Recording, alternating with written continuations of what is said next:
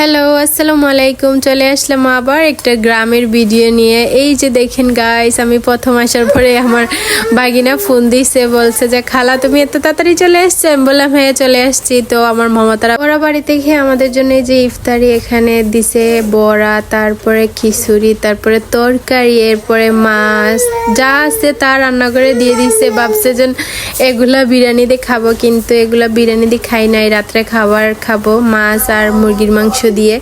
অনেক মজা লাগছিল মুরগির মাংসটা, আর পোলাওটা তো অনেক মজা হয়েছে। অনেক দিন পরে লাকড়ির চুলার রান্না খাইছি বলে কথা, তাই না? আর এমনিও গ্রামে আসলে লাকড়ির চুলার রান্না খাইতে অনেক ভালো লাগে।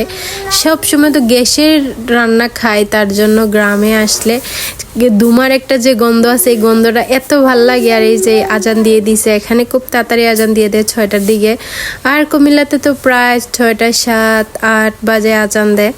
তো আমি সবার আগে ইফতার করে ফেলতেছি। আমার আম্মু, আমি, রোজা, আমরা সবাই মিলে ইফতার করতেছি। আর আমি টেবিলে বসি নাই, কারণ টেবিলে এত জিনিসপত্র রাখছে। এরপরের দিন সকালবেলা এত ঝড় তুফান শুরু হয়েছে, এমন ঝড় হয়েছে আমাদের গাছের একবারে নারকেল পাতাগুলা ভেঙে গেছে। তো এত ভালো লাগতেছিল ঝড় তুফান, কিন্তু বৃষ্টিটা অনেক সুন্দর, অনেক অনেক। তারপরে আবার শিলও পড়ছে। তারপরে আমাদের বাসায় গ্যাস শেষ হয়ে গেছে আমাদের বাড়িতে। তো গ্রামে আসলে যদি লাকড়ির চুলায় রান্না করা না যায় তাহলে কি মজা লাগে। তো আমার আম্মু এখানে ছোট্ট করে একটা চুলা বানাই ফেলছে। আমাদের রান্নাঘরটা ভেঙে গেছে, এখানে কেউ থাকে না। আর যে ঝড় তুফান দিতেছিল এটার কথা তো বলে লাভ নাই। এই যে দেখেন, আর আমি অর্ধেক উঠানটা কুড়াইছি, আর রোজায় অর্ধেক উঠান ঝাড়ু দিতেছে। এই যে কত পাতা, আল্লাহ কত পাতা। তো যাই হোক, সবার কাছে যদি আমার ভিডিওটা ভালো লাগে অবশ্যই লাইক অ্যান্ড ফলো করে আমার পাশে থাকবেন। আপনাদের সাপোর্ট ভালোবাসা ছাড়া আমি কখনোই এগিয়ে যেতে পারবো না। আপনাদের কাছে বারবার বলতেছি, সবাই রিপ্লাই কমেন্ট করবেন। আপনার পেজটা যদি বড় করতে চান, রিপ্লাই কমেন্টই পারে আপনার পেজটা বড় করতে। আর আপনার এঙ্গেজমেন্টটা যদি ধরে রাখেন তাহলে আর কোনো কথাই নাই। আর এই যে দেখেন, এখানে ভিউটা খুব সুন্দর লাগতেছিল, তার জন্য আমি এখানে 2টা ভিডিও বানাইতেছিলাম। আর কি যেন বকবক করতেছিলাম, ভুলে গেছি। তো সবসময় ভিডিও বানাইতে পারি না, কারণ মেয়ের সাথে দেখে ওরে নিয়ে ব্যস্ত থাকি।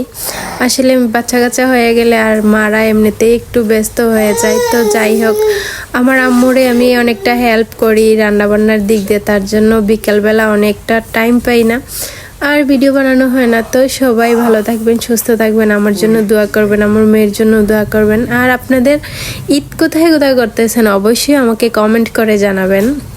যেহেতু আমি তো গ্রামে চলে এসেছি, আর গ্রামে অনেক ভালো লাগতেছে, কিন্তু বৃষ্টির কারণে গ্রামে একটু ভালো লাগতেছিল না, কারণ বৃষ্টি তো আসলে সব কিছুই নষ্ট হয়ে যায়। তো সবাইকে আসসালামু আলাইকুম, আল্লাহ হাফেজ।